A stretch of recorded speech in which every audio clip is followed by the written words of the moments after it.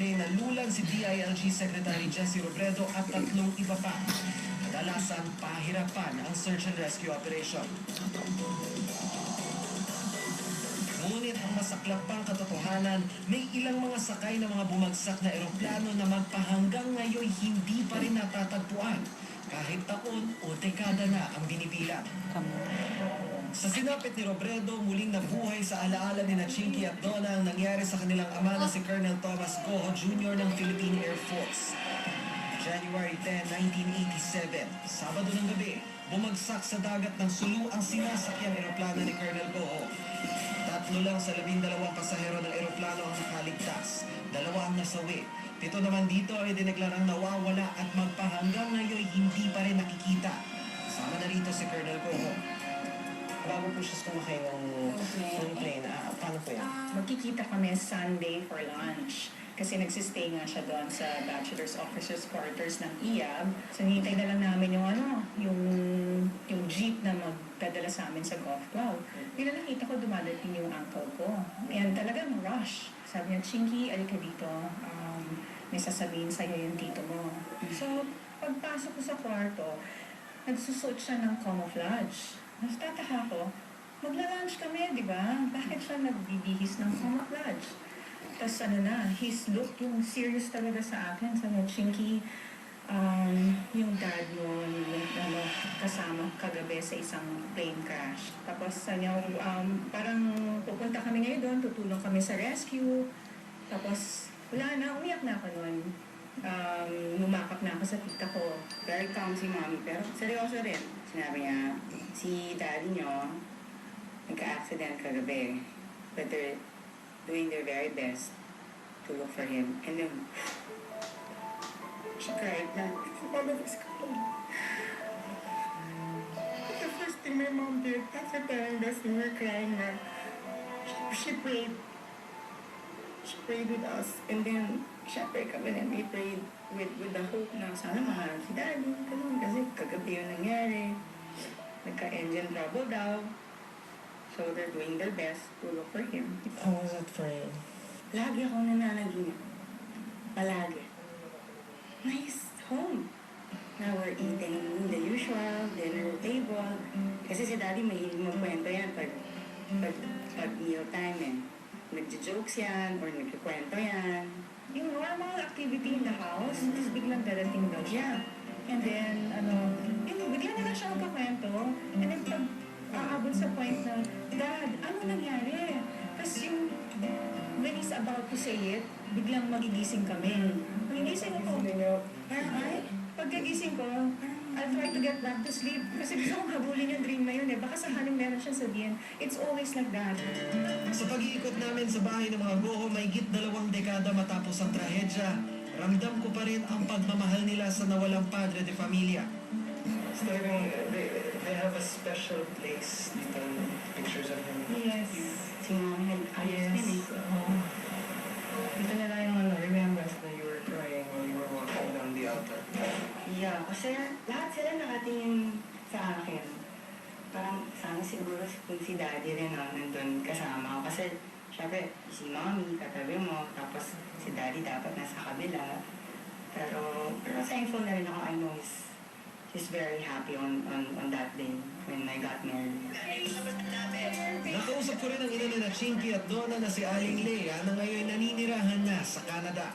When did it dawn on you, Doc, Nico he pa. is missing? Tinatanong ako what happened. Hindi ko maiwasan na maging emotional. It's still Mamaya na nag-video. Kasi 25 years na pag pinag-uusapan ang nangyayari. Very fresh pa rin. Very fresh pa rin. Ang mahirap, hindi ko siya nakita. Kasi pag alis siya, he was so healthy, very alive, and nothing, wala naman pag-iisip na kung wala siya or ano, pero it was so sudden eh. Para bang dago. Matagal nang isinantabi ng pamilya ang pag-asang makikita pa ang labi ni Colonel Goho. Ngunit hindi raw mabubura sa alaala ni Aling Lea ang masasayang alaala ng pagsasama nila. Very important sa kanya yung itsura ng mga bata yun. Yung mga buhok namin, kailangan sa kanyang paningin maganda. In fact, doon sa barbershop niya, doon kami dinadala, ito rin mga bata eh. You were a good husband and a good father to my children. We love you very much and we miss you every day of our lives. Love you. Hindi man daw kasi sila kasing palad ng mga tumaneng o ng mga rubredo na kahit papaano'y natagpuan pa rin ang mga labi ng mga nasawi nilang mga mahal sa buhay. Ang pamilyang iniwan ni Colonel Goho, pinalakas at pinatatag pa rin ang pagmamahal nila sa isa't isa sa nakalipas na 25 taon. Wala na mangyari ang trahedya. Masaya kayo. Of course, life is not that easy. Alam ko naman ang struggles natin from the time na nawala si daddy ninyo. But I know na lahat ng mga ito, mga trials and struggles sa buhay, makakayanan natin. We love you, Mom. I just wish nga na yung sa eulogy ko kay Dad na I wish for him to grow old beside you, but hindi nangyayari yun. But now I wish for you to be healthy. You deserve all the happiness and enjoyment because now it's your time to just, to have all the comfort because all these years, pinalaki mo kami ng tama. Ikaw yung nag-sacrifice lahat para sa amin dahil wala na si Daddy. For that, I thank you. And I bless you, Mom. And I wish God give you many more years to be with us. That even when our children will get married, you'll see your up was the tuhod. So, I love you. Love you. Love you. Thank you. Madalas sabihin pinakamarahas magalit ang langit at dagat. Hindi marunong magpatawad at hindi nakalilimot. Marami-rami na rin ang inagaw ng dagat sa mga pamilyang hindi pa rin mawari kung bakit sa kanila bumagsak ang trahedya. Sa kabila nito, nananatiling malakas ang dasal at pag-asa ng mga naulilang pamilyang balang araw maibabalik sa kanila ang mga minamahal nila. Umaasa ang ipinangako sa kanila ng dagat, hindi sinulat sa tubig, hindi inukit sa hangin. Patuloy na magbabantay sa mga isyu ng bayan ako si Dano Tingkongko kasama sa iisang brigada.